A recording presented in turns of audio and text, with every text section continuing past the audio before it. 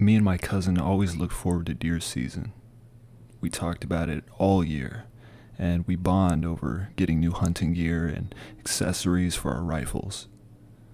My dad is too old to go out and hunt these days, but he lights up like a little kid when he gets to make his deer jerky recipe.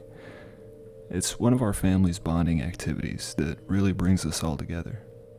Around the start of hunting season, me and my cousin load up in his beat-up truck and make our way down to score our big game licenses.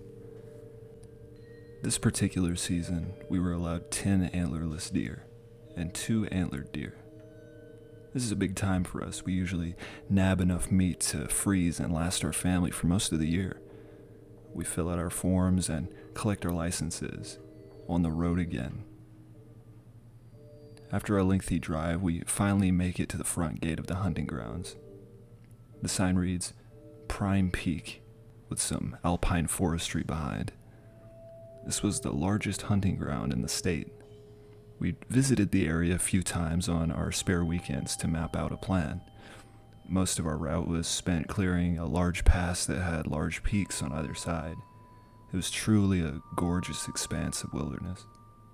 We wanted to get right past the second peak, a very strategic position that would let us stay upwind of any potential deers to not give away our scent. This was an old trick my dad taught me, which provided great results time and time again every season. We arrived just before noon, and it would take us around 3 hours to hike out to our marker on the map. After gathering our gear, we set off.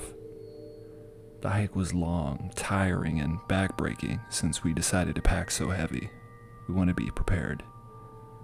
Nevertheless, I was having a great time, excited about what treasure we might bring back home.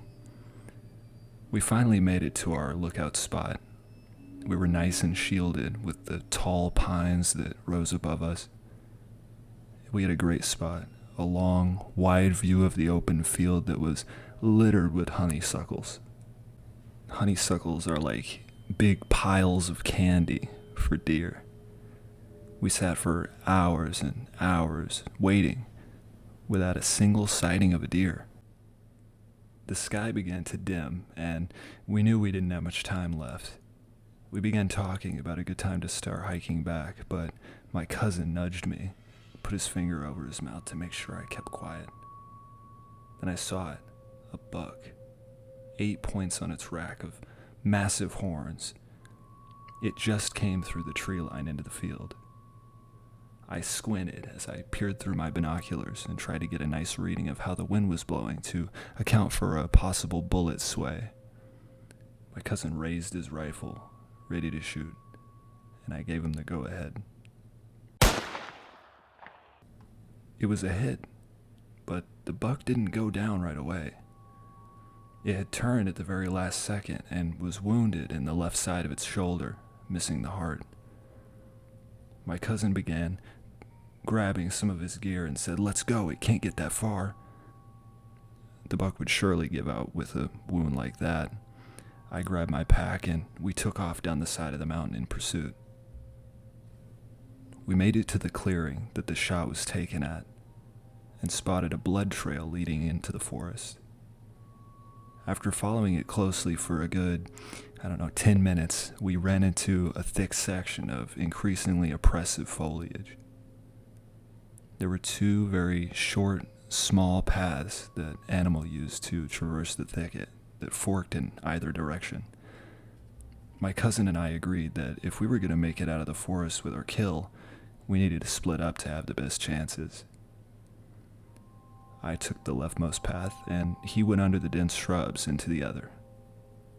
Admittedly, I was going through the path a bit faster than I should have, and got turned around a few times, unable to locate the original path. I found a large, sturdy branch and began making a somewhat new path in the sparser parts of the thicket in hopes of finding a clearing to get my bearings.